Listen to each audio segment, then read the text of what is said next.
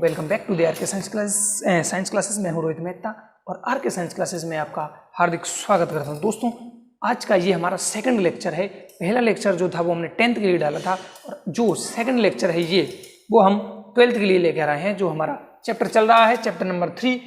तो आज हम पढ़ने वाले हैं असंगतता एवं अनिश्चितता या असंगतता या कहते हैं इसको, या डाल दूँ असंगतता या अनिश्चितता। इसको इंग्लिश में इनकम्पैटिबिलिटी कहा जाता है। इनकम्पैटिबिलिटी, असंगतता या अनिश्चितता। तो इसके बारे में हम बात करेंगे। दोस्तों अगर इस टॉपिक को समझना है तो आपको इससे पहले के जो लेक्चर्स हैं उनको देखना होगा, क्योंकि तभी ये बात समझ में आने वाली है। तो चलिए हम स्टार्ट करते हैं इस वीडियो को। देखिए, पुष्पों में सामान्यतः लैंगिक जनन पाया जाता है, ये बात हम सब जानते हैं। ये बात हम सबको पता है कि पुष्प जब लैंगिक जनन करते हैं तो उनमें परागकणों का और वर्तिकाग्र का, यानी कि परागकण तो बनेंगे और क्या होगा, जो वर्तिकाग्र होगा उसमें नीचे अंडाशय होता है, उसमें बीजांड होता है और बीजांड में होती है अंडकोशिका। तो यानी कि परागकण और अंडकोशिका ये दोनों चीजें होना अति आवश्यक है। तो कभी कभी क्या होता है कि कुछ ऐसी कंडीशंस बन जाती है, कुछ ऐसी परिस्थिति बन जाती है कि जब इसके पास अंडकोशिका भी है, परागकण भी है, लेकिन फिर भी इनमें निषेचन की क्रिया नहीं होती है। तो इस कंडीशन को कहा जाता है असंगतता या अनिश्चितता। डेफिनेशन की हम बात करते हैं, परिभाषा की हम बात करते हैं। तो इसकी परिभाषा क्या होती है, देखिए, पूर्णतः कार्यक्षम, पूर्णतः कार्यक्षम। कार्यक्षम का मतलब होता है कार्य, अपना जो काम है ना उसको करने में सक्षम, उसको करने में सक्षम हो। तो पूर्णतः कार्यक्षम एवं जननक्षम, यानी कि ये जनन भी कर सकता है, जैसे परागकण है तो अपना काम भी करेगा और जनन की क्रिया में भाग लेगा। तो पूर्णतः कार्यक्षम एवं जननक्षम नर व मादा युग्मकों, नर व मादा युग्मकों, यानी दोनों ही युग्मकों की हम बात कर रहे हैं। नर युग्मक किसे कहते हैं, परागकण को, या फिर जो परागकण जो जब अंकुरण होगा उस परागकण का तो पराग नली बनेगी, उस पराग नली में कौन आने वाले हैं, नर युग्मक आने वाले हैं। इनके बारे में हमने बात कर रखी है पिछले लेक्चर्स में या पिछले चैप्टर्स में। तो पूर्णतः कार्यक्षम एवं जननक्षम नर व मादा युग्मकों के मध्य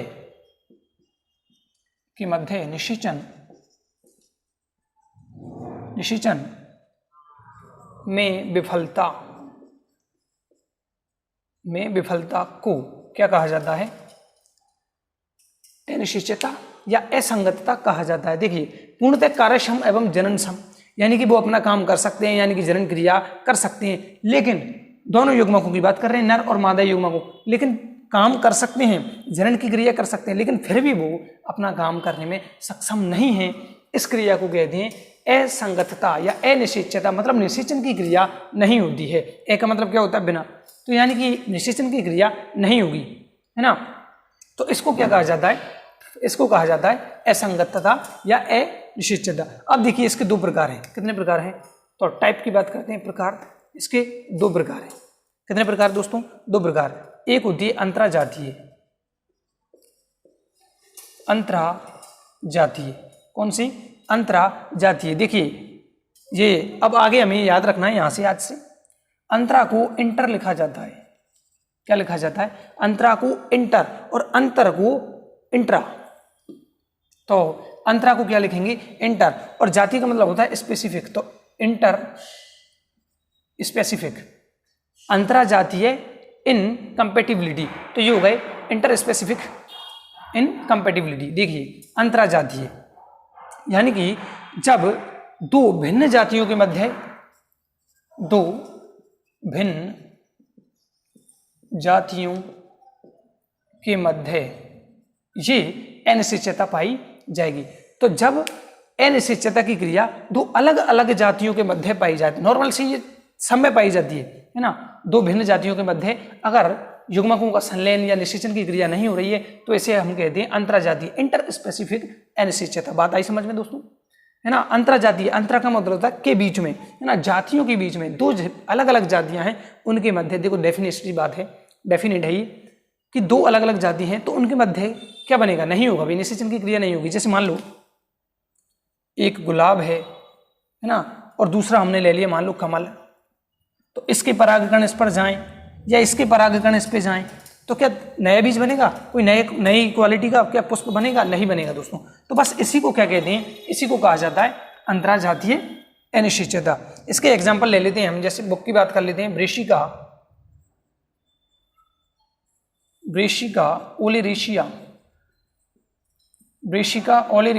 और जब इसका मतलब होता है क्रॉस, मेंडल वाले चैप्टर में हम पढ़ेंगे। तो जब ब्रेशिका ओलेरिशिया और ब्रेशिका रापा ये बुक का एग्जांपल लिया है मैंने, इन दोनों के मध्य किस प्रकार की अनिश्चितता पाई जाएगी? तो ये अलग अलग जातियां हैं दोस्तों। ये तो है हमारी पीली सरसों, ये है हमारी पीली सरसों, यानी पीली सरसों का वानस्पतिक नाम क्या होता है? ब्रेशिका ओलेरिशिया। और ब्रेशिका रापा है हमारा सलजम। तो दोनों अलग अलग जातियां हैं। तो इनके मध्य या इसका परागकण इस पे जाए या इसका परागकण इस पे जाए, दोनों में किसी प्रकार की निषेचन की क्रिया नहीं होगी, है ना। तो दो अलग अलग जातियों के मध्य अगर अनिश्चितता की क्रिया पाई जाती है तो इसी अंतराजातीय स्व अनिश्चितता या अंतराजातीय अनिश्चितता इसको कहा जाता है। तो दोस्तों बीच में फोन आ गया था, साला परेशान करते हैं। और फोन भी किसका आया? कंपनी वालों का। साले इस टाइम फोन करते हैं। चलो आगे बात करते हैं।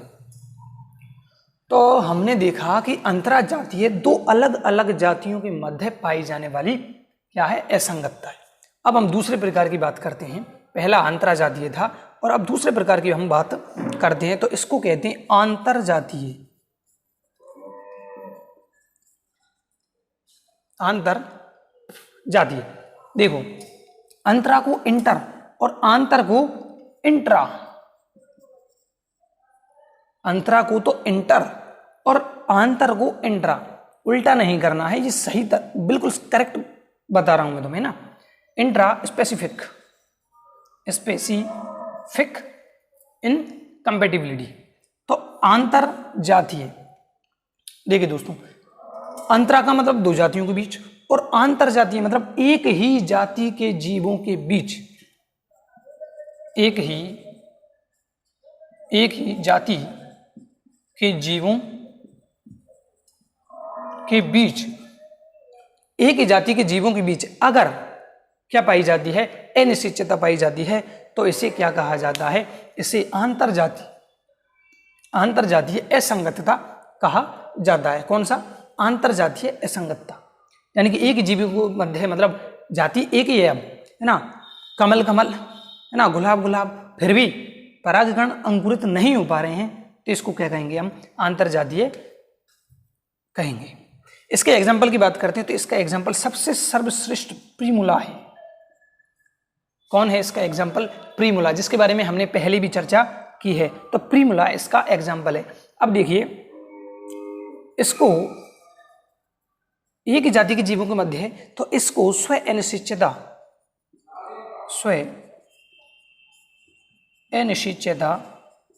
या स्वबंध्यता भी कहा जाता है। इसको स्व अनिश्चितता या स्वबंध्यता भी कहा जाता है। जहां पर हमने प्रीमुला की बात की थी, इसके बाद पिटूनिया की बात की थी, बाइटिस की बात की थी। तो ये सारे हमारे, ये आज का मेन टॉपिक जो था वो असंगतता या अनिश्चितता, यानी पूर्णतः कार्यक्षम और जननक्षम, अगर नर और मादा युग्मक है लेकिन फिर भी इनके मध्य निषेचन की क्रिया नहीं होती है, तो इसे कहा जाता है असंगतता या अनिश्चितता। दो प्रकार की होती है। अंतराजातीय, जब दो या दो से अधिक जीवों के मध्य पाई जाए, या जातियों के मध्य, जीव नहीं, जाति के मध्य पाई जाए, तो इसे अंतराजातीय कहा जाता है। अंतराजातीय असंगतता। ब्रेशिका ओलेरिशिया, इसको पीली सरसों कहा जाता है। ब्रेशिका रापा जैसे सलजम कहा जाता है ना। तो इनके मध्य दो अलग अलग जातियां हैं और आंतरजातीय में एक ही जाति के जीवों के मध्य अगर अनिश्चितता पाई जाती है, तो इसे आंतरजातीय अनिश्चितता या असंगतता कहा जाता है। इसका एग्जाम्पल है प्रीमुला। और अगर एक ही जाति में है तो इसको स्व अनिश्चितता, यानी अपनी ही जाति से निश्चित नहीं हो पाना, या स्वबंध्यता भी कहा जाता है। अब बात करते हैं इन सब के रीजन का, है ना, ये सब किसके कारण हुआ। तो ये सब किसका रीजन है, आगे बात करते हैं, जिसका नाम है पराग स्त्री केशर पारस्परिक क्रिया। इसका स्क्रीनशॉट ले लिया होगा, शायद नहीं लिया हो तो कोई बात नहीं, हम आपको नोट्स तो दे दिए, सब कुछ मिलेगा, नो टेंशन। पराग स्त्री केशर पारस्परिक क्रिया, पारस्परिक क्रिया, पराग स्त्रीकेसर पारस्परिक क्रिया, इसको इंग्लिश में पोलन पिस्टिल इंटरेक्शन कहा जाता है। पोलन पिस्टिल इंटरेक्शन, पराग स्त्रीकेसर पारस्परिक क्रिया। देखिए भाई, ये ऐसी क्रिया है जो परागकण और स्त्रीकेसर के बीच में पाई जाती है।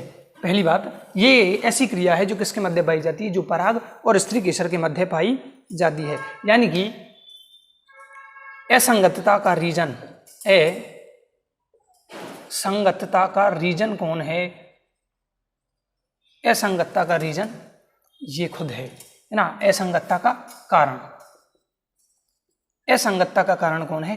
पराग स्त्रीकेसर पारस्परिक क्रिया यानी पोलन पिस्टल इंटरेक्शन, ये कारण है जिसके कारण पौधों में असंगतता या मतलब अनिश्चितता पाई जाती है। तो असंगतता का कारण कौन हो गया? पराग स्त्रीकेसर पारस्परिक क्रिया हो गया। अब देखिए, जो ये क्रिया है वो या तो इसके कारण क्या हो सकते हैं इस क्रिया के? इसके दो कारण हो सकते हैं। पहला तो कार्यकीय कारण, कार्यकीय कारण हो, और दूसरा इसका कारण हो सकता है आकारिकीय, आकारिकीय कारण। तो इसके दो कारण हमारे सामने हैं। पहला कारण पराग स्त्रीकेसन क्रिया पारस्परिक क्रिया का या असंगतता का कारण माने तो असंगतता का कारण यह है, और इसका कारण क्या है? कार्यकीय कारण, यानी कुछ कारण हो सकते हैं कार्यों के आधार पर, यानी कि कुछ जैसे परागकण आया और वहां पे काम नहीं कर पाया, तो ऐसा कुछ कारण हो सकता है। और दूसरा कारण हो सकता है आकार का, है ना, पिस्टिल का, यानी कि स्त्रीकेसर का आकार कुछ हो, वर्तिकाग्र ऐसी हो कि वहां पर परागकण रुका नहीं, या वहां पर जो केमिकल्स पाए जाते हैं वो उन्हें अंकुरित नहीं होने देना चाहती। तो ये इसके कितने कारण हैं दोस्तों? दो कारण हैं। तो अब देखिए इसका निर्धारण कौन करता है? साथ में इसका निर्धारण एक जीन करता है। एक जीन, इसका निर्धारण कौन करता है? एक जीन होता है। और इस जीन के देखिए, हर एक जीन के वैसे कितने एलील्स होती हैं? 2 एलील्स पाए जाते हैं हर एक जीन के, लेकिन इस जीन के बहुत सारे क्या हैं? एलील्स हैं। तो ये बहु एलीलिक है या बहुविकल्पी है, बहुविकल्पी एलील्स। एक जीन के द्वारा ये सब कारण निर्धारित होते हैं और उस जीन के बहुत सारे एलील्स पाए जाते हैं। तो ये बहुविकल्पी होते हैं एलील्स, बहुविकल्पी। तो एक जीन के बहुत सारे विकल्पी होते हैं, यानी विकल्प होते हैं एलील्स। मेंडल वाले चैप्टर में हम इनको डिटेल में पढ़ेंगे, एलील्स क्या होते हैं, कैसे काम करते हैं, है ना। तो अभी केवल आपको क्या करना है? इनके नाम याद रखना है। देखिए अब अगला हम जो टॉपिक इसमें पॉइंट ले रहे हैं वो क्या है कि सामान्यतः यह क्रिया वर्तिकाग्र के परिपक्व होने, कब होती है यह क्रिया? वर्तिकाग्र के परिपक्व होने, यह क्रिया कब होती है? वर्तिकाग्र के परिपक्व होने और परागकणों में भित्ति निर्माण, परागकणों में भित्ति निर्माण। वर्तिकाग्र के परिपक्व होने और परागकणों में जब भित्ति का निर्माण होता है तो उस समय, निर्माण के समय यह क्रिया इनमें प्रकट होती है। यानी कि जब वर्तिकाग्र तो परिपक्व हो रहा हो, वर्तिकाग्र परिपक्व हो रहा हो, परिपक्व का मतलब है वो अपना कार्य करने के लिए रेडी हो रहा हो, जैसे उसको क्या करना है? अभी परागकणों को ग्रहण करना है। तो जब वर्तिकाग्र के परिपक्व हो रही हो और परागकणों में भित्ति बनती है, परागकण अभी कच्चे थे, अब जैसे ही पकते हैं इनके ऊपर क्या बनता है? एक भित्ति का, यानी कि आवरण का निर्माण होता है। तो उसी समय पराग स्त्रीकेसर पारस्परिक क्रिया होती है, यानी कि उन दोनों की संरचनाओं में कुछ चेंजेस जा सकते हैं। कैसे कैसे? कार्यकीय और आकारिकीय कारण आ सकते हैं। देखो दोस्तों, आराम से समझने वाला टॉपिक है ये, है ना। ऐसा नहीं कि सबकी तरह समझ में आ जाएगा, ये थोड़ा अलग सा टॉपिक सा है ना। तो आराम से समझिए इस चीज को। अब देखिए, इसका निर्धारण तो एक जीन द्वारा किया जाता है। अब इसमें भी 2 कंडीशन बनती हैं। कौन सी कंडीशन बनती हैं? तो मैं कंडीशन की बात कर लेता हूं। पहली स्थिति की बात करते हैं। जीन हमें पता है एक जीन है, तो जब जीन किसका हो? परागकण का। जब इस मतलब पराग स्त्रीकेसर पारस्परिक क्रिया का अगर निर्धारण परागकण के जीन करें, इसका निर्धारण कौन करे? कंडीशन नंबर 1 की बात कर रहे हैं। अगर इसका निर्धारण और नियंत्रण यदि नर युग्मकोद्भिद या परागकण के जीन प्रारूप लिख देते हैं, जीन प्रारूप जीनोटाइप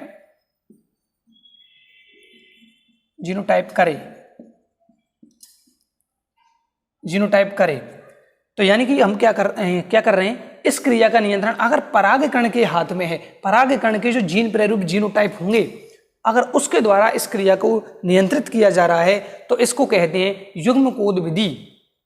इसको क्या कहा जाएगा, युग्मकोद विधि अनिश्चितता या स्व अनिश्चितता कहा जाएगा। इसको क्या कहा जाएगा, युग्मकोद विधि स्व अनिश्चितता। क्योंकि नर युग्मकोद विधि किसे कहते हैं, हमने चैप्टर नंबर शायद 2 में बात की थी, चैप्टर नंबर 2 में बात की थी, नर युग्मकोद विधि किसे कहते हैं। तो जब परागकण अंकुरित होता है तो वहां से क्या बनती है, परागनली। तो अंकुरित परागकण को ही क्या कहा जाता है, नर युग्मकोद विधि कहा जाता है। तो अगर परागकण की जीन प्रारूप जीनोटाइप अगर इस क्रिया का पराग स्त्री केसर पारस्परिक क्रिया का निर्धारण कर रहे हैं, कुछ चेंजेस ला रहे हैं, तो इसको युग्मकोद विधि स्व अनिश्चितता कहा जाता है। और दूसरी कंडीशन इसमें क्या बनती है, जब कौन निर्धारण करें, इसका बीजाणुद्भिद ऊतक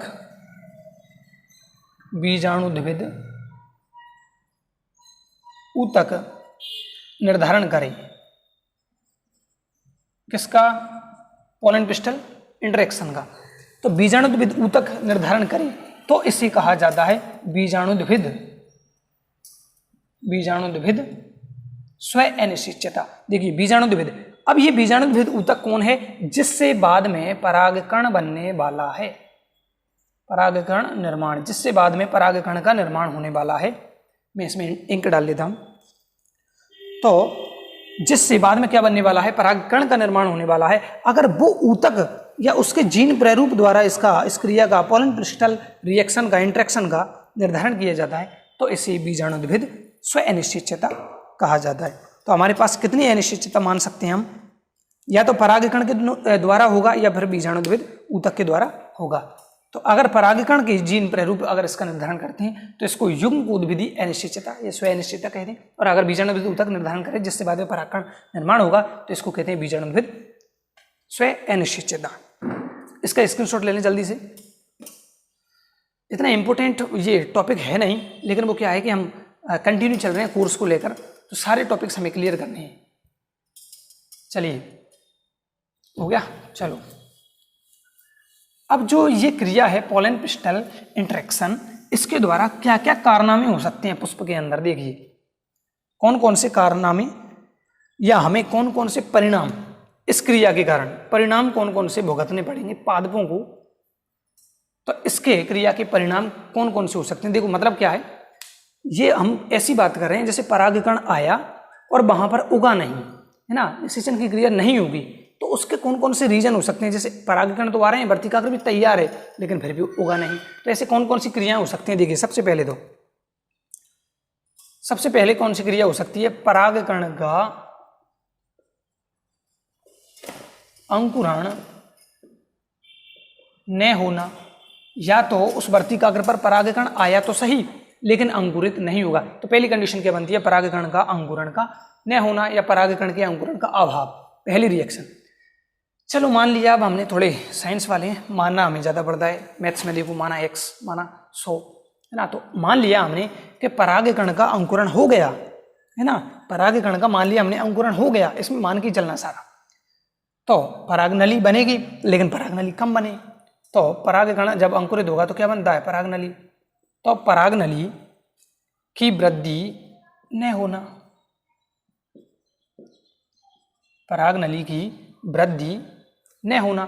देखो परागकण आया, या तो हो सकता है वो उगे नहीं, ऐसी क्रियाएं हो चुकी हैं वहां, और अगर मान लिया उग गया तो ज्यादा वृद्धि नहीं होगी परागनली का, दूसरी कंडीशन। अब तीसरी फिर मानो क्या, कि मान लिया परागनली जा रही है, निकल चुकी है, वो सही स्थान पर नहीं जाना, यानी कि परागनली का सही या उचित स्थान पर न जाना या न पहुंचना, न जाना या पहुंचना, यानी कि पहुंचना कहाँ होता है परागनली को, परागनली को बीजांड में पहुंचना होता है, बीजांड के बाद वो अंड कोशिका के पास जाना चाहती है परागनली। हालांकि वो बीच में ही नर युग्मक को रिलीज कर देगी, है ना। तो हमने क्या मान लिया कि परागनली अगर अंकुरित हो गई तो वो सही स्थान पर नहीं पहुंच पाएगी, तो सही स्थान पर नहीं पहुंच पाना। चलो मान लो सही स्थान पर भी पहुंच गई, फिर मान लिया हमने कि सही स्थान पर पहुंच गई, लेकिन हो सकता है कुछ जो पौधे हैं उनमें बीच में ही परागनली फट जाए, तो परागनली का बीच में ही स्फुटन, परागनली का बीच में ही स्फुटन, ये क्रिया हो सकती है, परागनली बीच में ही फट सकती है।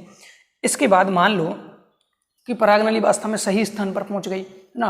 पहले क्या माना, अंकुरण नहीं होगा, अंकुरण होने के बाद परागनली बनी तो इतनी वृद्धि नहीं हुई, कम हुई, चलो मान लिया वृद्धि हो गई, तो वो सही स्थान पर नहीं पहुंचेगी क्योंकि बीजांड के पास जाना है, तो मान लिया वहां भी पहुंच गई, तो बीच में ही फट सकती है। मान लो बीच में भी नहीं फटी, वहां भी पहुंच गई, तो लास्ट क्रिया क्या होती है, केंद्रकों का संलयन न होना,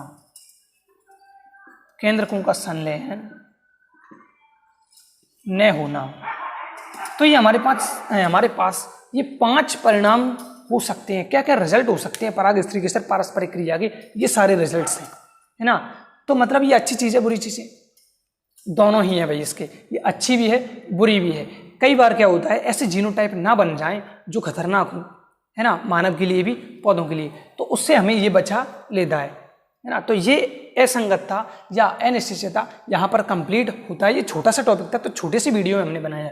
अब जो अगला लेक्चर आएगा 12th के लिए, कल शूट करेंगे या तो वो थोड़ा लंबा होगा, मुझे लगता है कि उसको मैं 1 घंटे से कम में समझा पाना मुश्किल होगा, तो वो वीडियो लंबा आने वाला है ना। तो उसके लिए आप तैयार रहें, टाइम निकाल कर पढ़ें। लेकिन एक बात की गारंटी मैं देता हूं कि उस चैप्टर को या उस लेक्चर को कंप्लीट क्लास में ही याद करवा दूंगा। ये थोड़ा क्या है, समझने वाला चैप्टर था, मतलब टॉपिक है ये समझने वाला।